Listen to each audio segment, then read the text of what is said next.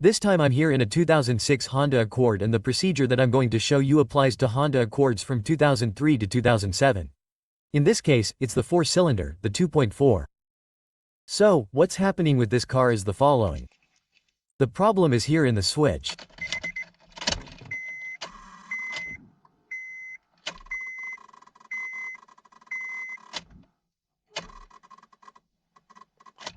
As you can see, the car won't start, and you can hear a noise right here on the other side of the switch. Right here below what is the switch. So, in this case, the part that I'm going to show, or the part change that I'm going to show you, is the electrical part of the ignition switch. In this case, the cylinder is not going to be changed, since in this type of vehicle the switch has two parts, which is the mechanical part, which you could call it that, which is where the key goes in. As you can see, in this case, the key is programmed. There's no problem with the key not being programmed. It's not that it's cranking and it won't start. In this case, it doesn't crank or start. The only thing you can hear is that sound. And as you can see, the key goes in well, it turns naturally. The only problem is that the car won't start. Sometimes it does start, after many attempts it does, but each time it becomes more difficult to start the vehicle. So, what I'm going to do is change the electrical part of the switch, which is where that noise is coming from. And it's a classic fault in this type of vehicle, the Honda Accord. So, first of all, I'm going to remove this part, these panels down here. In this case, that part is the one that usually fails. It could also be the relays that get stuck, that's another possibility, but in this case the relays aren't the ones making the noise, but the noise comes from down here. Okay, now I'm here under what is the steering wheel. I hope you can see it. But here there's going to be a screw, and here there's going to be another screw. I think you'll see it better here. There are the two screws. These are two Phillips screws that we are going to have to remove, just like this panel here. This panel also has to be removed, it simply comes off. Sometimes there is an electrical connector here. In this case it is not equipped with anything. But before removing it, you have to remove these two screws. This one here, and here on this side there will be another one. Right here are the screws that we have to remove.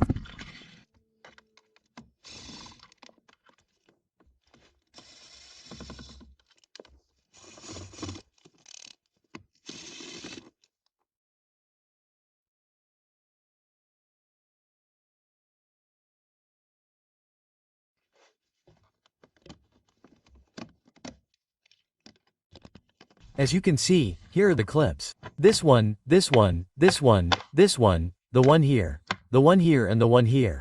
These are the clips. And then, we have to separate what is the panel here from the steering wheel.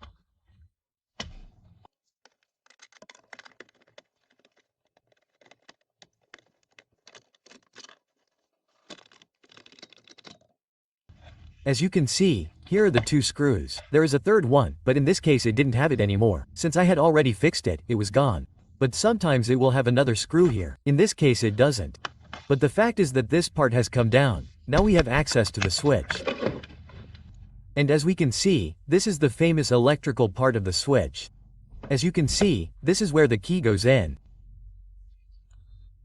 Here we have the cylinder, and here is the actuator, which in this case is the electrical part, or the electric actuator, which converts the turning of the cylinder with the key into a signal to start the vehicle. In this case, that is what is failing. Well, what we have to do next is remove this connector here, just push it. Here where this part is, this latch here is pushed down and taken out. So I am going to remove a screw, the one here and another one that is down here. The screw I am talking about is precisely, I don't know if you can see it, but it is down here, it is here on one side. There it is right there on one side of the connector.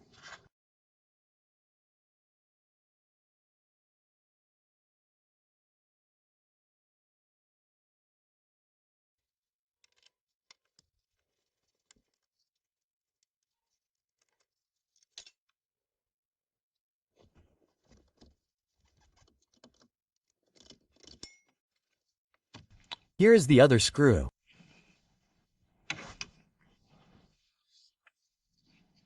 And now we are going to remove that famous electrical part, which is this one that is failing.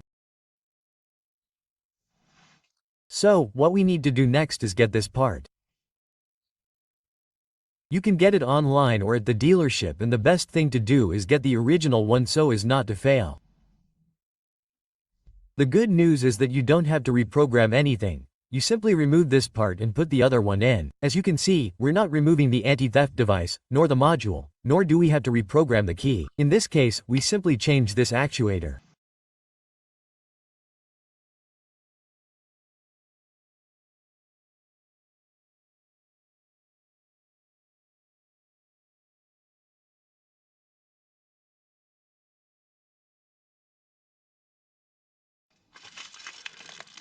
And here is the new original part. Now, to be sure, I've opened it up to compare it. Obviously, you always have to compare it. Here are the two parts. This is the old part. As you can see, the same pins, everything exactly the same. In fact, the central part also has to be checked to make sure it's aligned so that it fits in the same way as the other one. As you can see, they're exactly the same. And then, basically, you have to put the other one in. As we can see, this part is exactly the same.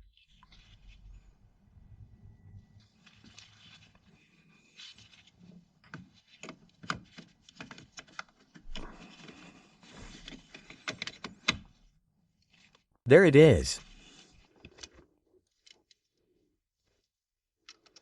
There's a screw there. We just need to put the one here below.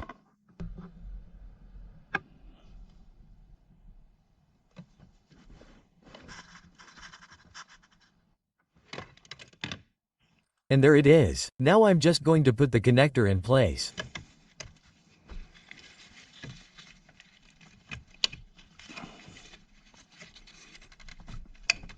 There it is. When it clicks, it's ready.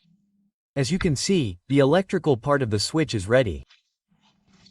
So, next I'm going to turn it on and it should start the first time.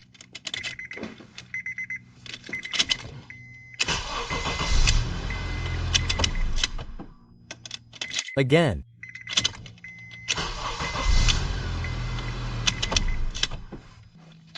Again. There it is.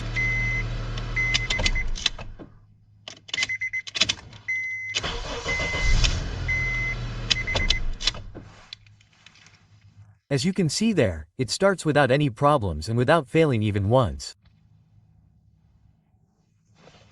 And in this case, this part is responsible, this actuator. As you can see, there's no need to program anything in these types of situations. It's pretty easy.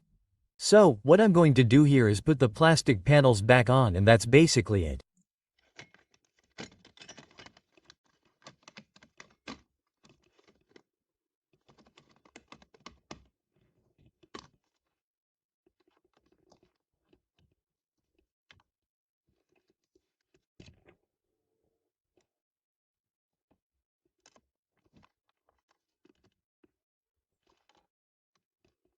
Okay, here I got a screw similar to the one it has there. Let's see if it fits to put it on.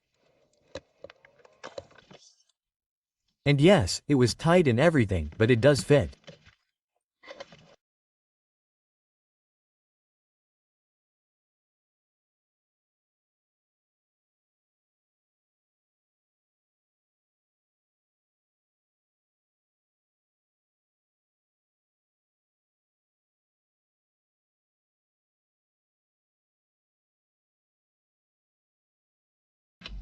Okay, let's do the final test.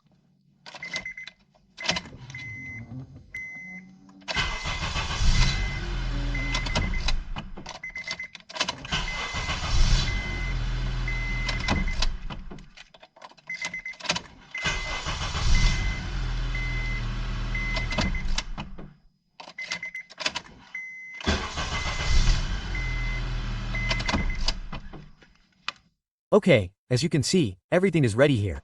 And that's all from my side. Thanks for watching the video. Don't forget to like the video if you liked it or found it useful. And that's all. Thank you very much and see you next time.